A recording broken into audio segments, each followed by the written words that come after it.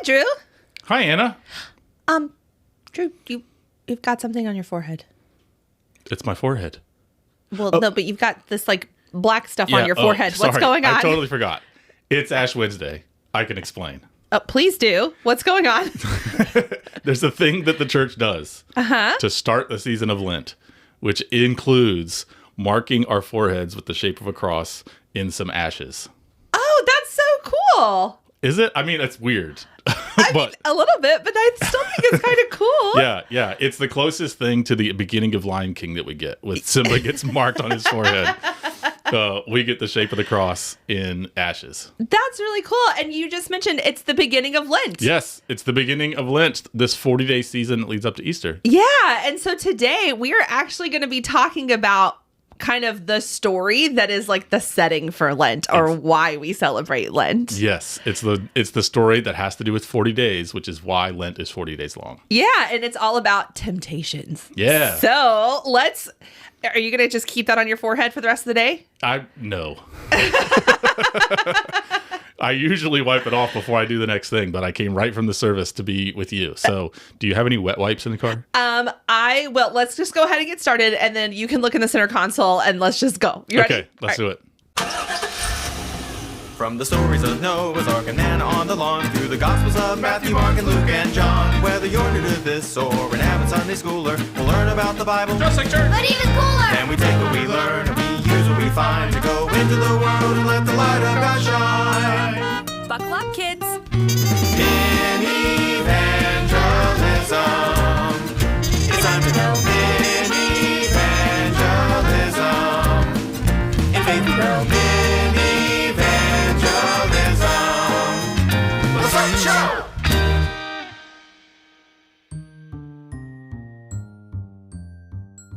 Okay, you found the wet wipes. I did. And also like 4 different chapsticks. Okay, listen. I have a different flavor chapstick for every day of the week. No judgment. No judgment. Yeah, it's mango Monday. Or it's actually like Wild Wednesday. Yes. Today is Wildberry Wednesday. Wildberry Wednesday. So, I just like my chapsticks. There's no judgment here. No. You just came from church. That's true. But instead of judgment, we're going to talk about temptation. Yeah. And we're going to talk about Jesus getting tempted in the wilderness. Yeah, it's a wild story. I know. And I think this story deserves a wild song. I think so too. So with all the Joseph songs, we did kind of different kinds of rock and roll from the 50s. This one's a little bit different. This is kind of like punk rock from the 80s or something, or the 90s or something like that. So I hope you like it. But part of the idea is, I feel like in this story, Jesus is kind of like a rocker, kind of like a punk. I'm so excited. And so here it goes. This song is called I Kinda Wanna. I love it. Let's go. The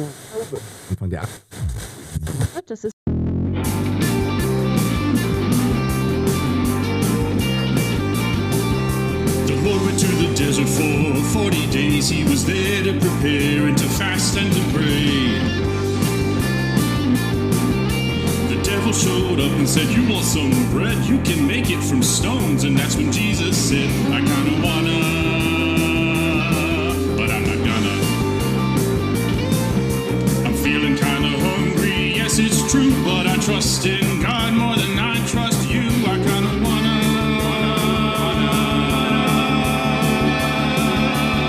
but I'm not gonna."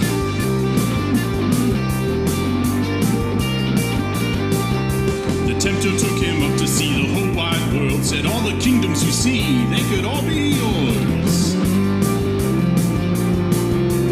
All you gotta do is bow to me." And Jesus replied, "Here's the thing, you see, I kinda wanna, but I'm not gonna. The fame and glory sure sound nice, but one God alone deserves my sacrifice. I kinda wanna,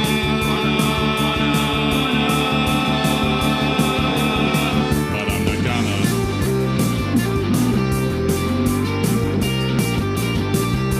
Satan took him up to the temple top, said, "Jump and let the angels stop your drop." Jesus thought about it and shook his head. If the angels didn't come, he knew he'd end up dead. I kinda wanna,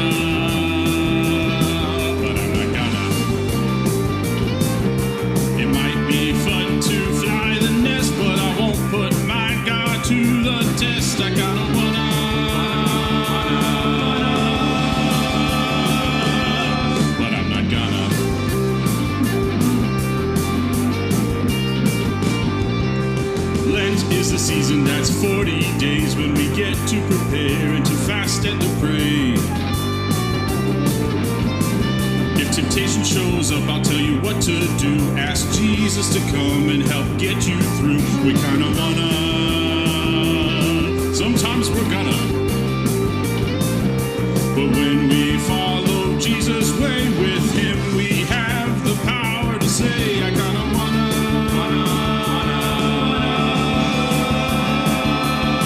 but I'm not gonna.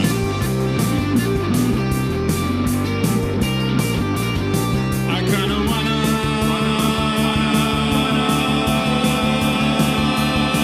but I'm not gonna. Oh, man. We should go to a skate park. Yeah, it definitely has that skate park, Tony Hawk skating video kind of feel. I love it. This is so awesome. So, like we were talking about in the song, Jesus went into the wilderness for 40 days. And while he was there, he was fasting. What is fasting? It is when you kind of give something up, particularly food. Yeah. So like a traditional biblical fast is to not eat really anything but water for a period of time. There's different ways to do it. Sometimes people just cut out one food group. Some people don't eat during the day, but they eat at night. We think Jesus was actually not eating for 40 days. That's crazy. Hardcore. Yeah. Hardcore. And so at the end of, or towards the end of this 40 days, the devil shows up Yeah. and starts tempting him with stuff. And it starts with like some pretty simple temptation, but then it gets kind of wild. So like the first temptation is he goes up to Jesus and he's like, aren't you kind of hungry? And Jesus is like, well, yeah, I haven't eaten in 40 days. And then he's like, just turn those stones into bread. You're the Son of God. Do it. Do it. Turn those stones into bread. You're so hungry. And Jesus says, I kind of want to, but I'm not gonna. yeah. And he reminds the devil, like, the man does not live on bread alone. Right, which is a quotation from the Bible. So when the tempter asks Jesus this question, if you're the Son of God, then why don't you just make bread? Jesus remembers the Bible, remembers the story, and says, I remember when a different part of the Bible, when Moses was talking, he said, humans don't live by bread alone. And the devil moves on. Yeah. And so then the next thing he does is he takes him up to the top of this really tall mountain, and they're overlooking like all of these kingdoms. And he's like, I have the power to give you all the kingdoms on earth. All you got to do is bow down and worship me. And what does Jesus say? I kind of want to, but I'm not gonna. No. Yeah. Again, Jesus remembers scripture and says that we should worship no one but God. Yeah. And so I can't bow down to you because I only bow down to God. Yeah. And then the final test that he's put through is he's taken to the top of the temple, and the devil says, why don't you jump off? Because if you're God's son, then he's going to send his angels to protect you. And the devil actually like quotes a line from scripture that's like, you're not even going to strike your foot on the ground before, God's going to sweep you up. He's going to protect you. Test him out. Like, if you're truly the Son of God, prove it. And Jesus says, I kind of want to, but I'm not gonna. And in this particular temptation, I kind of want to do this too. Have you ever heard of base jumping? oh boy. I want to do it so bad. It's like skydiving, but not from a plane. It's just from a tall building. Yeah. And then you like fly, and then you put out your parachute. I want to try it so bad. You have 3 kids? I was talking to your husband just the other day, and we both would love to skydive or base jump. And so we're thinking about doing it like for our birthday or something like that. Okay, there are 5 kids between the 2 of you. Just pointing that out. All I'm saying is I kind of get the appeal of doing a big trick. It would be a crazy rush. And if Jesus did this, and in fact, angels came and like saved him, people would see that, and he would be famous. And then they would definitely follow him. So part of what's tempting about this is to do something really amazing for everybody to see, so that everybody likes you.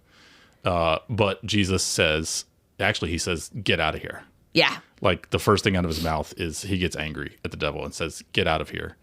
And he says, he remembers the story again. He remembers some scripture and says, we should not put our God to the test. Yeah. So we shouldn't play tricks Right. with the promises of God. Right. Yeah. And so then the devil leaves and Jesus kind of starts his ministry, right? This is like the first kind of trial that he has to go through before he is he's comforted, he goes, he gets some food, he rests, and then he starts preaching and teaching and changing the world. One thing that's cool about this story is it's in 3 different versions of the life of Jesus, in Matthew, Mark, and Luke. And in one of the versions, at the end of the 40 days, the angels actually do come and like feed him and take care of him. Yeah. And that's cool. So even though he didn't ask for it, put them to the test or anything, because he resisted temptation and beat the test, the angels come and take care of him. And I like that story. Yeah. So I am going to pull in here because we have a really cool story. We have a really rock and roll song. So I'm about to talk to a really cool rock and roll kid. Yeah. Her name is Maddie.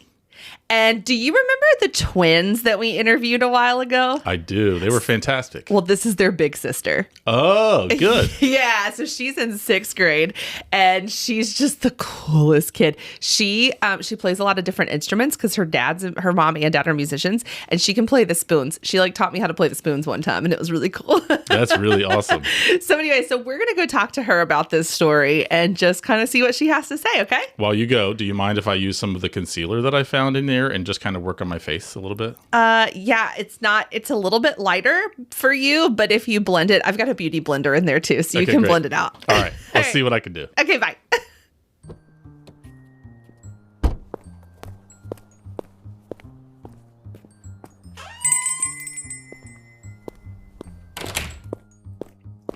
Hi, Maddie. Hi.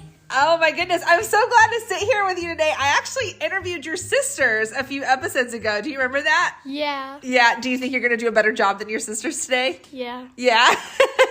So today we are talking about Jesus being tempted in the wilderness. Okay. Right? So he's out there, the devil comes up to him, tempts him. What are some I wonder questions that you have about this passage? I wonder how hungry and tired Jesus felt. How hungry and tired Jesus felt. Yeah, because it doesn't say that he had like a tent or anything. So he was like sleeping in the dirt. Yeah. Have you ever been camping? Yes. When you like go camping, do you sleep in a tent or like in a camper? I slept in a tent once. Uh-huh. And I slept in a cabin once. Yeah. What was it like? Were you well rested after you slept in the tent? No. Why? Because it was a tent with all 5 of us in it. Oh man, your whole family in it? Yeah. I can't imagine. So Jesus is out there, he's sleeping on the ground, and then he didn't eat for 40 days. How hungry do you think he was? Very hungry. I'm hungry when I don't eat for 1 day. I don't think I can go like 4 hours without eating. What's the longest you've ever been without eating? Maybe like most of the day until dinner. Oh, really? Yeah. And how do you feel like when you finally get to dinner? Happy. Yeah? Because it gives me more energy. Mm-hmm. Do you think that if you went 40 days and somebody offered you some bread, do you think that maybe you would be like, okay, maybe I will Not if it not was do the the right, devil. not if it was the devil? I don't trust the devil's bread. Yeah, I don't think a lot of people do trust the devil's bread, or they shouldn't at least. What's another I wonder question you have? I wonder if Jesus felt sad because he was alone for 40 days. Oh, did Jesus feel lonely? Yeah. That's a really great question. What do you think? I think he's probably felt a little lonely. You think he felt since God is with him, maybe that made him feel a little less lonely. Yeah. Yeah, because I mean, Maybe a little. a little. Because he was God. He was with God, right? He's God's son. And so, yeah, but to be out there, he's still very human. Right. So he probably felt lonely because there weren't like other humans around him. Yeah. Do you like being alone? Not for a long time, like maybe for a little while if I'm tired, but I don't like being alone for a long time. Mm-hmm. Yeah. And I bet, I just wonder, how do you not talk to somebody for 40 days? Yeah, I talk a lot. Do you think maybe he was talking, like praying out loud? Yeah, because there's no one around. Yeah. So. I wonder when the devil showed up if he was like, you know what, you may be the devil, but at least you're somebody to talk to. Okay, so do you have any other I wonder questions? Yeah, I wonder what, like, the devil looked like, or, like, if Jesus was scared when, like, he just showed up. Ooh. I think I would be scared. Do you think he looked like, like what we see in cartoons? I think Like maybe a little he looked pitchfork like... and horns or something like that? I think maybe he looked like a normal person, but kind of a little scary. Because, like, I feel like Jesus kind of looks like a normal person, so maybe the devil did too. But kind of scarier. Yeah. You're just like sinister. Yeah, just like kind of evil looking. Yeah. Or maybe it was just his vibe. Like, have you ever like met somebody and they look totally normal, but it's just their vibe, and you're like, oh, you're not a good, like, maybe this isn't a good person to hang around. Yeah, like their vibe is off. Yeah. So you think it was just like a dude whose vibes were off? Yeah. And then was like, oh, and by the way, I'm the devil. So it's like, hi, nice to meet you. Yeah. And I wonder if Jesus was afraid. Yeah. Because we've already established he's hungry, he's tired, he's alone. lonely. I think I would be afraid even if a normal person came up to me while I was alone. Right, especially when you've been alone for so long. Yeah. Ooh, that's a really good question. I wonder if, like, do you think Jesus knew that he was coming? Maybe. Because, I don't know, I don't think he really expected it to be, like, coming and, like, asking him all these questions. But maybe he expected it a little bit because, like, he's Jesus, he's all alone. And that's kind of, like, a chance for the devil maybe to come be like, I'm going to tempt you and I'm going to make you mess up. Yeah. Yeah, that's intense, too. Like, that's a lot of pressure because, once again, Jesus is, like, the devil was tempting him with, like, very human things. You know Right, what I he mean? was Like, tempting him food. with things like food and, like, letting God protect you, but then he was like, no, I trust God, and, like, you shouldn't mess with him. Right, or power. Right. And he's tempting him with power and, like, all that kind of stuff that most humans would be like, yeah. But then Jesus was like, nope, because God is here protecting me, and he wouldn't want me to do this. Yeah, that's true. So what kind of, like, feelings, like, does this story make you have any kind of big feelings? I feel weird talking about the devil. I don't like talking about the devil. Yeah, I don't think I do either. Almost like if you talk about him too much, he's going to show up. Yeah, just like... Yeah. Yeah, it's a weird story, and yeah, just it's kind of uncomfortable to think about, like, if Jesus is tempted, right? Like, what does that mean for us? And I think it makes me feel a little bit uncomfortable because I would just feel so nervous by myself in the wilderness for 40 days. Yeah. I don't like being by myself for like 4 hours. Yeah. No, I totally get that. So what does this story, in Minivangelism, we like to say that every story tells us something about God, right? Yeah. So what does this story tell us about God? I think this story tells us, like, even when there's temptations that as a human they really get to you, remembering that God is there and he's, like, always going to protect you, sometimes it makes you feel like, okay, I remember that God is here, so maybe he can help me through this no matter how hungry or tired or lonely I am. I love that. Because I love that. Yeah.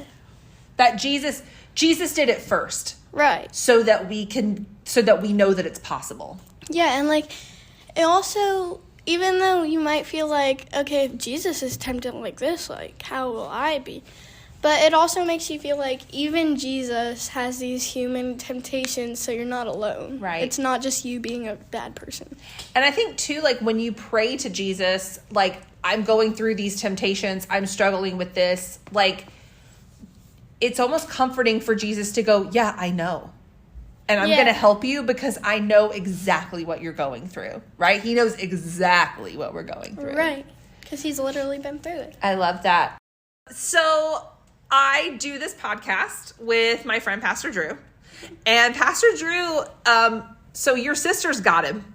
They stumped him. I think your sisters may have stumped him. And then we've had a couple of kids stump him, and so he's gotten like really good at like paying attention to the story because he's gotten stumped mostly by kindergartners because they just always ask them really good questions. So he didn't get stumped in the last episode, but I don't know. Maddie, you're 6th grade, so you can bring a little bit more heat. So what are 3 Stump Pastor Drew questions? I wonder, like, a Stump Pastor Drew question is, where was Jesus in the 40 days? Like, he was in the wilderness, but, like, where specifically? Oh, so when he says the wilderness, what was the wilderness? Yeah. Ooh, that's a great question. Do you know the answer? No. Me either. But Pastor Drew should. I'll do some research. I'll see if I can. Before I get back in the van, I'll ask it. I'm going to look it up. Okay. And the devil quotes, like, a thing from the Bible. Oh, he does. Yeah, and I wonder what that's quoting. Oh, so what's the scripture that the devil quotes? Yeah, what is he quoting? Ooh, hold on. I have a Bible right here. Let's look it up. It says that he quotes Psalm 91, 11, and 12. I don't think he'll know that. No, I don't think he's going to know that either. We'll give him, like, the book. We'll be like, even if he can just name what book it is. Yeah. Yeah. I feel like that should count as not being stumped. Okay, and then let's give him an easy one. What do you think? Oh, let's give him how long was he in the wilderness? How long was Jesus in the wilderness? Yeah, to fasting? see how he was paying attention. Yeah, we'll see if he pays attention to how long it was. If he's not, then he's in trouble. Yeah. Awesome. All right. Well, that is, those are 3 really great questions. And remember, if you stump him, you get a free high five. Okay. So maybe we'll get a free high five. All right. Well, thank you so much for talking to me, Maddie. You had some really good insights. Do you have a joke you'd like to tell? How do you make a tissue dance? How do you make a tissue dance? You put a little boogie in it. Oh my gosh. That's awesome. I love it. Well, thank you so much, Maddie, and you have a good day. I'll talk to you later. Okay, you too. All right. Bye. Bye.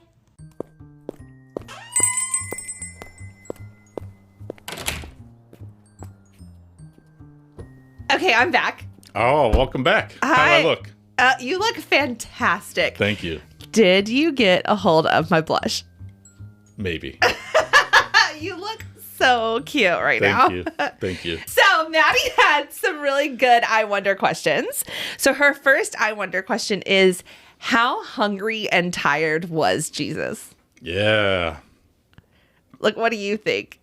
I wonder. Like, the only thing I have to go on is if I miss a meal. Yes. And pretty much after one meal, I'm pretty hungry. Yes. I didn't even really think that people could go this long without eating. But I watched a TV show called Alone, which is like a survival TV show. Okay. And learned that you really can. Mm-hmm. But part of what people do is they eat a ton before they start not eating. Okay. And then, like, they have enough fuel to survive for a while. And I also know a pastor friend that regularly fasts for 40 days. But I'm hungry enough that it starts affecting the way I treat people if I just miss one meal. So missing 120 meals. Yes, exactly. He had to be incredibly hungry. What did Maddie think? Yeah, same thing. Like, just going 40 days without food. Like, I just don't think that it's something that we could, like, fathom. Right. Because we've never gone that long without food. And then it was more of the tired. Like, how tired must he have been? Because, first of all, he's in the wilderness. It doesn't say that he was in a tent. And even if he was, like, sleeping on the ground stinks. Yeah. And it's just not comfortable. And then, like, you're so hungry that you can't sleep. Like, have you ever been so hungry you can't sleep? I don't think I've even let myself get that hungry. So he was just like, he probably was exhausted. And like, I'm somebody that's tired all the time, but like, I can't imagine what it would be like to just not sleep well for 40 days. And part of what I think is like, if I had been fasting for any period of time and then somebody said like, you want some bread? I'd be like, yeah. You know, like, I don't imagine that after 40 days, any human is better at resisting temptation. If anything, it's that much harder. Right. Well, I asked Maddie that. I was like, if you had gone that long, that bread would look kind of good. She's like, I don't know if I'd still eat devil bread. Is that what devil's food cake is? Yes. Oh, good. I like devil's food cake. I do too. So light and fluffy. Yeah. Okay. I make it with Dr. Pepper. Anyway, so. But yeah, so that was just, and like you said, it just, when, like, being so hungry, being so tired, that when the temptation came, it was harder for him, as opposed to, like, if somebody came up and said, turn these stones into bread, and you've got a full belly. Yeah. Or if somebody is like, you can have all of this power in the world and you're, like, exhausted, right? Like, that would just make it really, really hard. And part of human bodies, there's this thing that I was taught where, like, if you're in a bad mood, ask yourself or take time to halt. Have you ever heard this? HALT? I think so. Are you hungry, angry, lonely, or tired? Oh, yeah. And that can be an explanation for why we're in a bad mood of any kind. We might be hungry, we might be angry, we might be lonely, we might be tired. Yeah. And Jesus is like probably all of those things. Yeah. My mom had a rule where, like, I couldn't get in trouble. Or, like, we didn't get in as much trouble if it was close to a mealtime, if it was close to bedtime, or if it was our birthday. Right. Nice. Or we were at Disney World. There's some grace there. Yes, there is grace there, because it's, you're not in control of yourself when That's you're right. hungry, you're tired. All right. So the next question she had, because this is another letter in Halt. How lonely do you think Jesus was? Yeah. Again, I don't know that I've been away from people for 40 days. Yeah. I've taken work trips where I'm away from my family for like 5 or 6 days, and you can get pretty lonely. And some people like time alone and could last a long time. I'm not one of them. I need to be around people. I need to have some human interaction. And I heard one other person make this point that the truth about humanity is it's not even enough to have, like, food, shelter, and water. We also need others. Yeah. And that's part of what Jesus is fasting from too. Yeah. And I just think too, like, if I'm alone for a long period of time, like, when people come back into my orbit, it's weird. Yeah. So to, like, be out there by yourself and then all of a sudden somebody shows up and is like, hey, you want some bread? Like, it just scare me a little bit. Absolutely. Oh, man. So here's her third I wonder question. And this was an interesting question and conversation that she had. What did the devil look like? Ooh. And was Jesus scared? I like this question. Yeah. What did Maddie say? I'm curious. Like a regular dude, but the vibes were off. Excellent explanation for what you envision. Yeah. So part of what's interesting about this story is it's a story where, like, there is a conversation between Jesus and the devil. We're not told what the devil looks like. And generally in the Bible, we're generally not told what the devil looks like. There is this story in Genesis of when Adam and Eve are tempted. And in that story, the devil shows up as a snake. Right. But what's interesting about this story is we're not told that he looks like a snake. In fact, depending on the translation, it might not even say the devil. It might just say the tempter. And, like, the word that's used there is Satan, or ha-satan, which means the tempter, or even just temptation itself. Right. So the story is told in a way where there's this conversation happening, but we're kind of left to wonder, is Jesus talking to a dude, or is Jesus talking to something that looks like a snake, or is Jesus talking to his inner thoughts? Because temptation can kind of, in the Bible, temptation can kind of come from any of those. It can come from a person, it can come from a snake, and also part of what we know is we can tempt ourselves. And so, in some sense, the Bible says, just imagine whatever makes sense to you. And lets that happen. In pictures of this story, I learned recently that early on, when this story is painted or in a mosaic, which is a different kind of artwork, the devil was often kind of like a snake, kind of like a dragon. with some human features and some like reptilian features. And then there was a shift where the devil was depicted as a dude, specifically a religious dude. So like a monk. But if you look at the bottom of the picture of the monks, they have like dinosaur feet. So part of the idea there is the temptation can come looking like a good person. Right. But actually underneath, it's just temptation that's there. Yeah. So all of this imagery gives us ideas of not just how to picture the story, but what temptation is. Right. That it can come from somebody else. It can come from somebody else who looks good. And it can come from our inner thoughts as well. Yeah. And I think just the fact that he didn't like straight up run away, you know what I mean, is like that it wasn't this like scary monster. It must not have been a monster. Yeah. You know what I mean? That it was just, you know, like you said, the vibes were just off. Because if you're having quiet time and somebody normal walks in and it freaks you out, imagine if it were a monster. Yeah, a dragon. No, thank you. Hard pass. Hard pass. Something else she was kind of wondering was, like, do you think that Jesus like knew that he was coming? Ooh. You know what I mean? Like, was he expecting this? Like when he went out there, did he know that like this was how it was all going to end?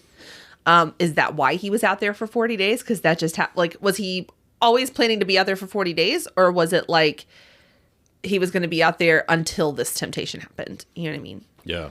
I love that question. And it makes us think of other times that people spent 40 days somewhere. Uh-huh. Or in the Moses story, 40 years. Right. That number 40 comes up in the Bible. And it's not always a time when people are tempted so much as they're tested. Mm. So when Moses and the people of soon to be Israel were in the wilderness for 40 years, part of the way the Bible talks about that is that they were being tested. Mm-hmm. They were going through exercise to learn how to depend on God. And so part of, I think, what we see in Jesus going into the wilderness for 40 days is, at some level, he may have known that he's going out to test his faith, to do some exercise. And that's kind of what exercise is do a hard thing so that it makes you stronger. In the Bible, it's kind of like do a hard thing so that you can find the truth about God. Yeah. And so to that degree, I think maybe Jesus did intentionally go out there to test himself.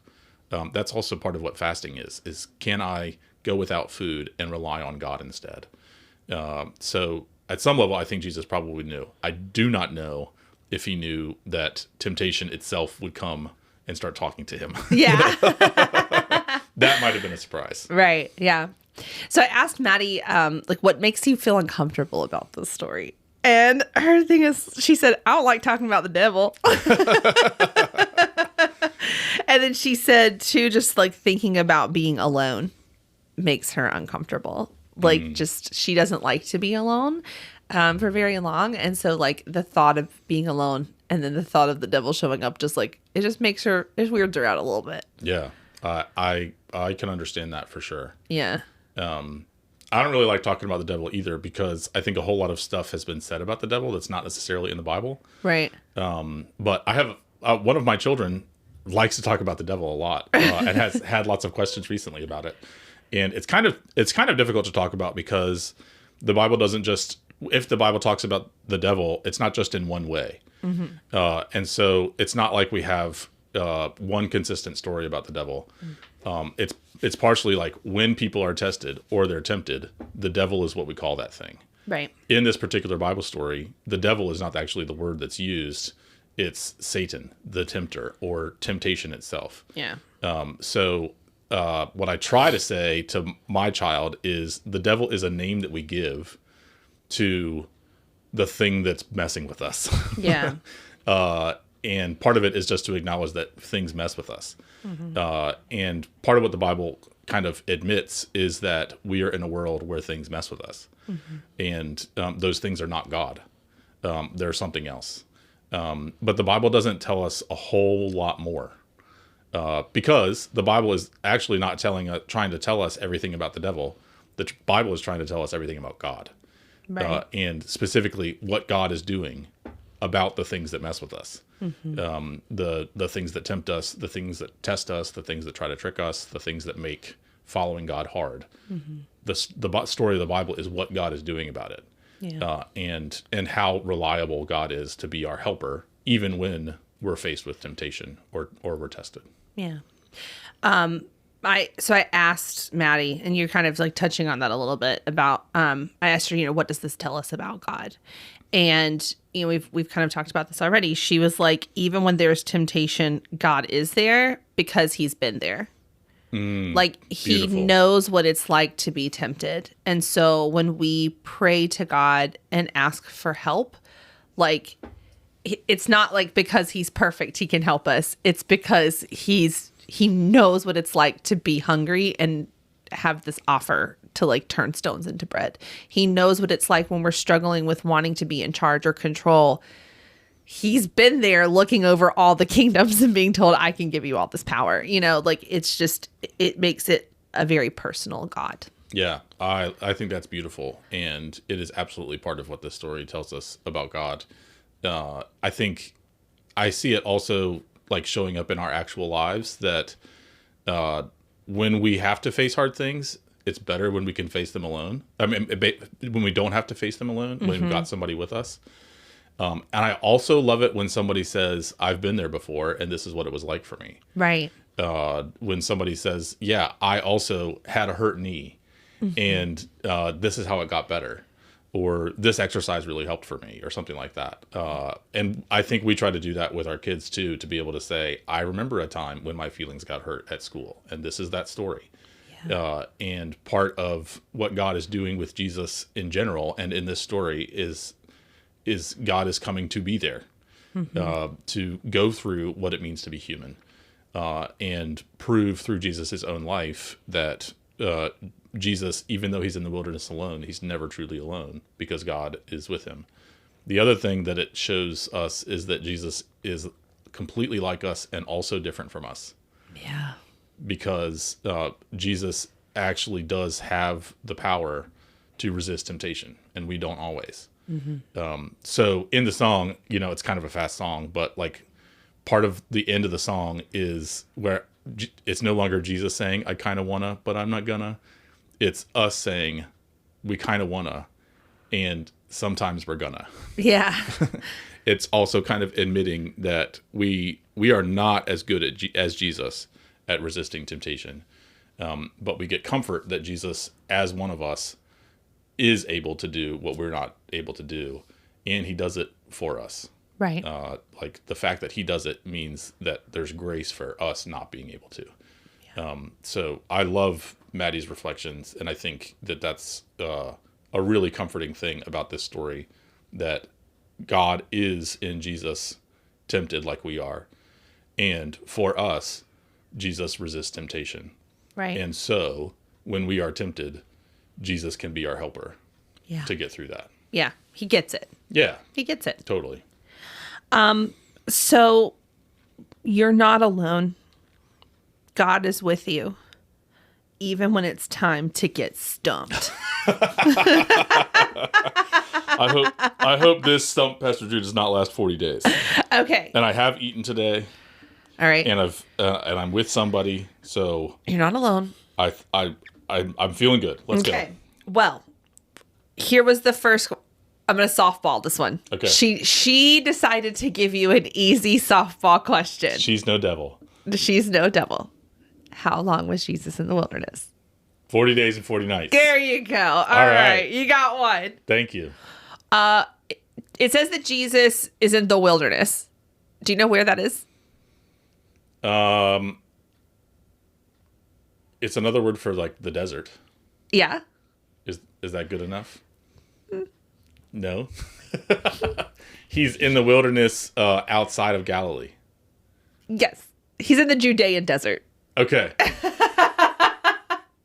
Can I get half a you get point a half for that? stump on All that right, one. good. Okay. Because that's in the Bible, right? No, it's not. Oh, okay. It just says the wilderness. All right. I looked it up, and just based on like geographical evidence and context clues, we can decipher that he was in the Judean desert. Okay. All right. Kind of a trick question. Okay.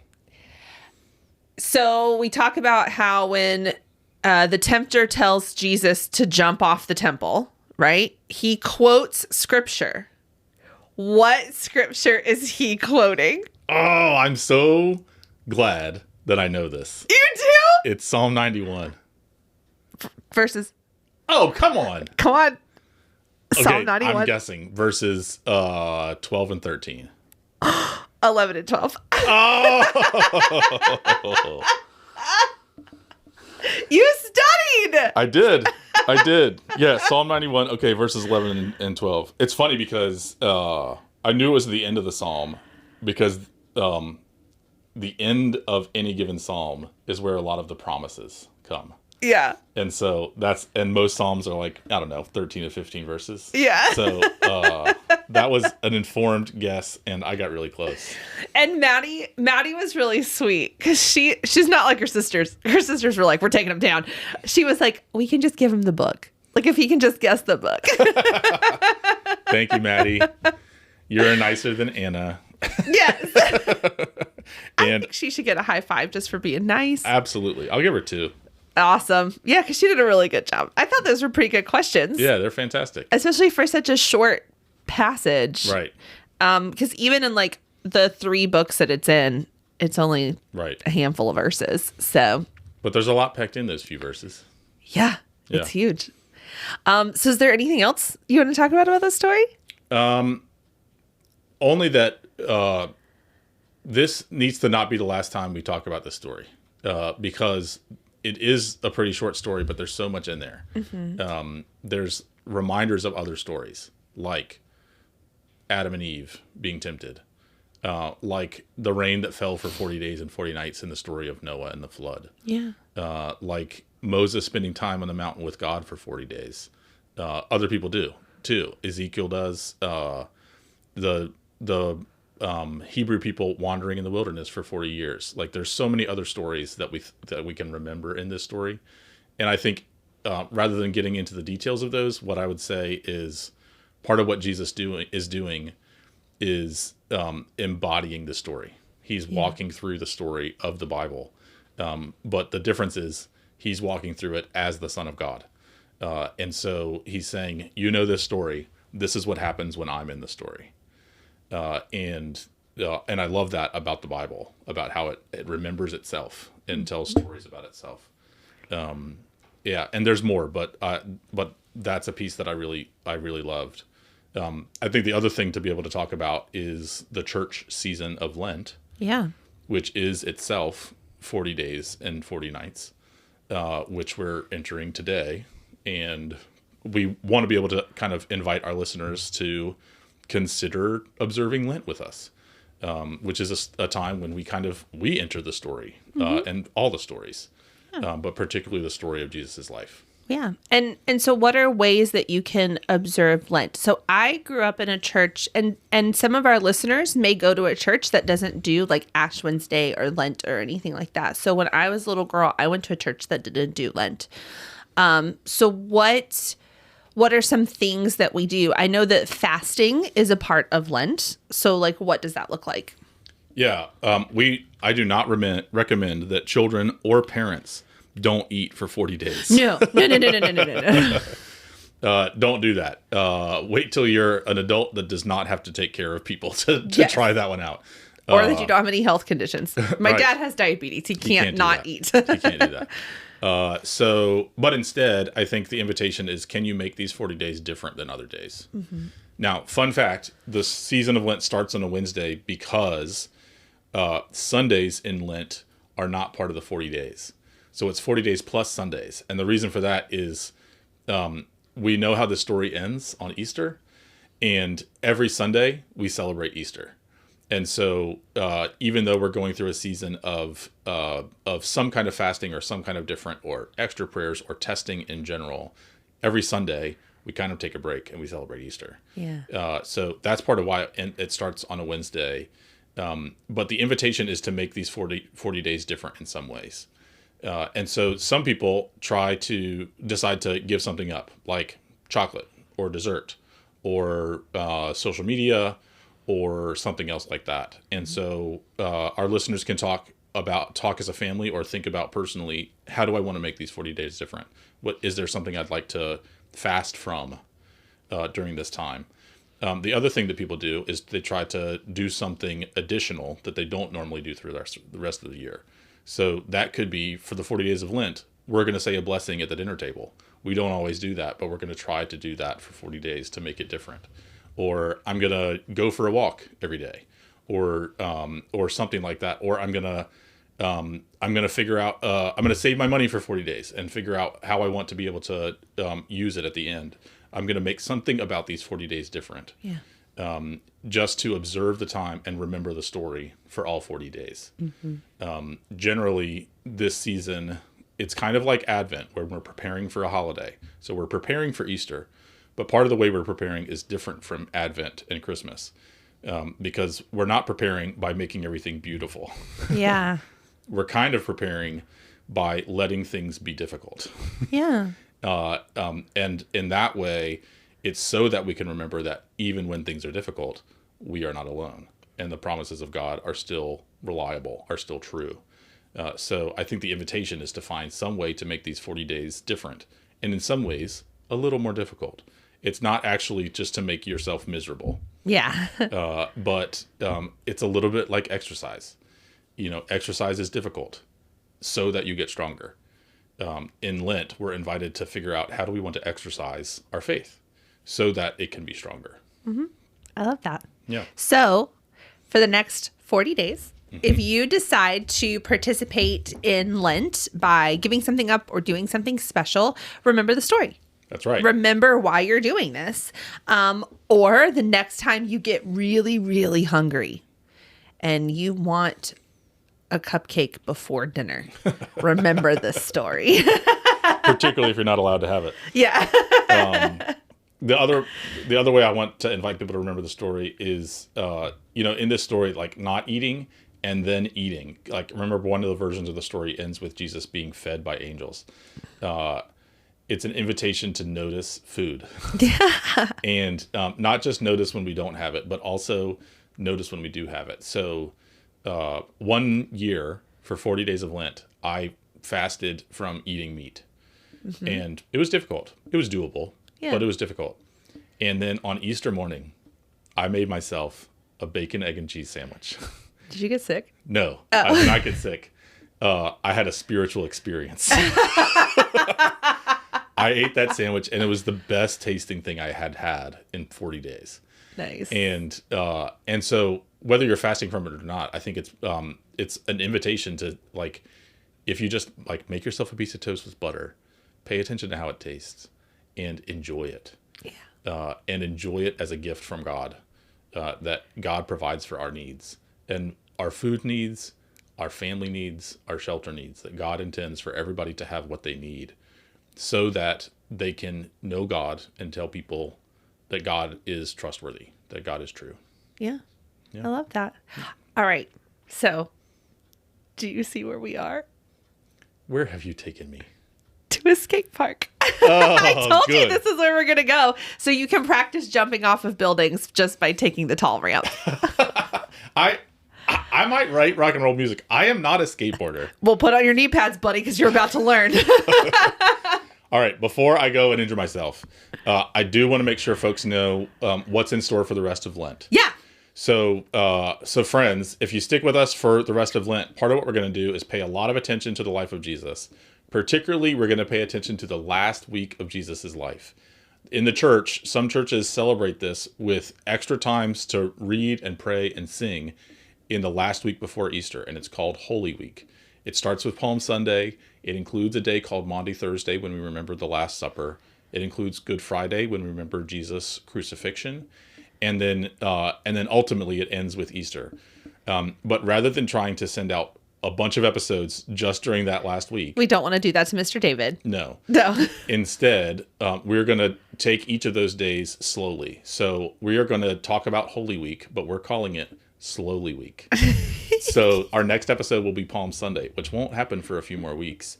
But it's going to invite us into the story of Jesus last week before his resurrection on Easter. Yes. I'm so excited about Slowly Week. I think it's going to be fun. I think it's going to be fun. All right. And parents, don't forget that you can, if you have any questions or comments or observations, you are always welcome. And kids, you are also welcome to reach out to us via email. You can email us at minivangelism@gmail.com.